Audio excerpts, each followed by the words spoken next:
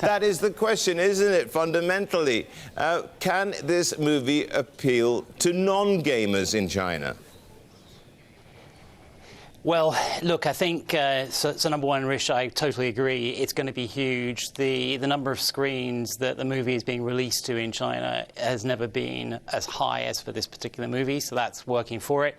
Social media buzz is huge, and the gamers are very loyal following.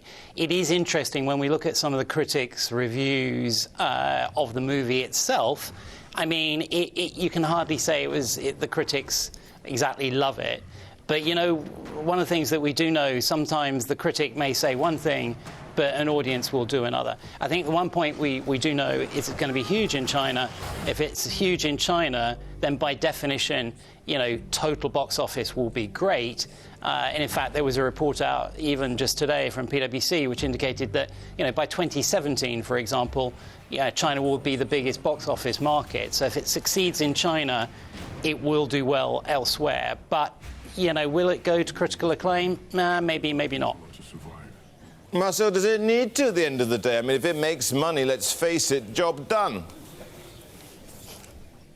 Yeah, it was a big budget, Rich. It's about 160 million budget, so it's not a small production. Yeah, it is important, though, that I think it does well globally, not just in one market. But yeah, from a pure monetary viewpoint, it looks like it's going to be a hit for sure. Now, of course, it is that question of the non-gamers liking it here as well. The point is, does it need the non-gamers, given the number of gamers being so massive in this Chinese market? Well, look, and I think what we're really seeing here is this crossover from a game into a movie. It used to be the other way around, but we're now seeing, you know, great gaming content actually morphing and becoming movies and becoming, you know, other things. The point is, what's happening here is we're really seeing monetization of that superfan. It just happens that that superfan was initially attracted to the game. But this is a very cool way of monetizing both that superfan and that social media buzz around it. So actually, probably not. The gamers will probably carry this one through, and I think we're going to see more of these types of, you know, transitions from games into, you know, real big box office spends and gains. OK. Well, this is also kind of a business political story as well, isn't it, Marcel? This is kind of Wanda versus Disney when you look at Disney's Star Wars here, isn't it? Well, yes and no. I mean, obviously, we've seen a lot of rhetoric in the last week or so, Rich, around, you know, the chairman of Wanda's statement about Disney. I think many of those comments were, quite frankly, really quite harsh. I mean, Disney, you know, is forever investing in new characters. You know, the way they've exploited their Marvel characters is absolutely, you know, fantastic. This is a battle initially about the big parks, Nanchang Park, which Wanda opened, and then obviously the Shanghai Disney Park. You know, there's a lot of rhetoric around that.